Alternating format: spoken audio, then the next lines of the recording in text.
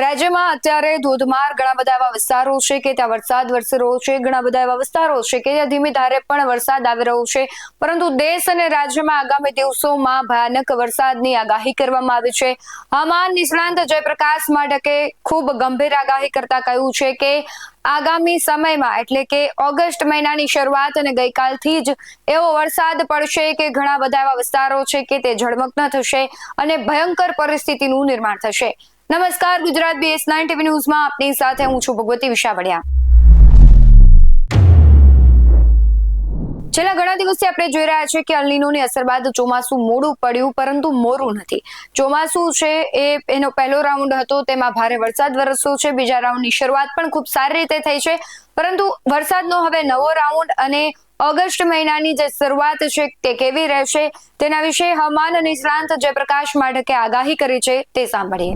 રાજસ્થાન અને ગુજરાત ઉપર સક્રિય થયેલા લો પ્રેશરને લીધે હમણાં જે ગુજરાતમાં જોરદાર વરસાદનો રાઉન્ડ ત્રાટક્યો તારીખ 22 થી 27 જુલાઈ વચ્ચે, એ અકલ્પનીય અને રેકોર્ડ બ્રેક વરસાદ આપણે હમણાં જોયો. હજી તો આ ગુજરાત ઉપરથી આ લો પ્રેશર હજી ગયું નથી, ત્યાં બંગાળની ખાડીમાં એક નવા લો પ્રેશરનો જન્મ થયાના શુભ સમાચાર આવી ગયા છે. વળી તારીખ 1 થી 3 ઓગસ્ટ વચ્ચે મહત્વના ગ્રહો મંગળ અને શુક્રનું રાશિ પરિવર્તન થઈ રહ્યું છે અને 3જી તારીખે સૂર્ય આશ્લેષા જેવા જોરદાર નક્ષત્રમાં પ્રવેશ કરી રહ્યો છે. આ ગ્રહોનું અને નક્ષત્રનું જે પરિવર્તન છે એ પણ વરસાદ લાવવા માટે મહત્વનું બની શકે છે.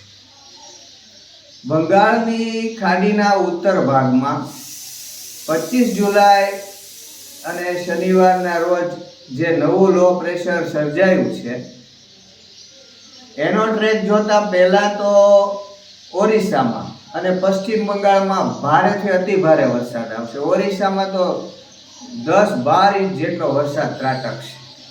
બંગાળમાં થોડો ઓછો આવશે. તે પછી છત્તીસગઢમાં પૂર આવશે અને ઝારખંડમાં પણ ભારે વરસાદ આવશે અને ત્યારબાદ 31 થી 3 ઓગસ્ટની વચ્ચે રાજસ્થાન અને ગુજરાતમાં ભારેથી અતિ ભારે વરસાદ, તો ક્યાંક એક્સ્ટ્રીમલી હેવી રેન થવાની શક્યતા છે. આ સિસ્ટમ 28 જુલાઈ આસપાસ ઉત્તર ઓરિસ્સાના તટ પાસે ક્રોસ કરીને ધીમે ધીમે પશ્ચિમ ઉત્તર પશ્ચિમ દિશા તરફ આગળ વધશે અને ક્રમશઃ છત્તીસગઢને ક્રોસ કરીને મધ્યપ્રદેશમાં પ્રવેશ કરશે. એટલે તારીખ 29 થી 31 જુલાઈમાં મધ્યપ્રદેશમાં ભારેથી અતિ ભારે વરસાદ થશે અને 31 જુલાઈથી 3 ઓગસ્ટની વચ્ચે આ સિસ્ટમ ફરી ગુજરાત અને રાજસ્થાન ઉપર પહોંચી શકે છે. દક્ષિણ રાજસ્થાન ઉપર પહોંચશે. તેથી તારીખ 31 જુલાઈથી 3 ઓગસ્ટની વચ્ચેના દિવસોમાં ગુજરાતમાં ભારેથી અતિ ભારે વરસાદ થવાની શક્યતા છે. અને આવો વરસાદ ક્યાં થશે તો ખાસ કરીને ઉત્તર ગુજરાત અને મધ્ય ગુજરાતમાં આવો વરસાદ થવાની શક્યતા છે, જેમાં કેટલાક વિસ્તારોમાં એક્સ્ટ્રીમલી હેવી રેન પણ આવી શકે છે અને આ તારીખોમાં રાજસ્થાનમાં પણ વરસાદ થવાની શક્યતા છે. જો આ સિસ્ટમના ટ્રેકમાં કોઈ ફેરફાર નહીં થાય તો હજી તો આ રાઉન્ડ પૂરો થયો નથી, ત્યાં ગુજરાતમાં ફરી પાછો વરસાદનો નવો રાઉન્ડ આવે એવી શક્યતા ઊભી થઈ છે.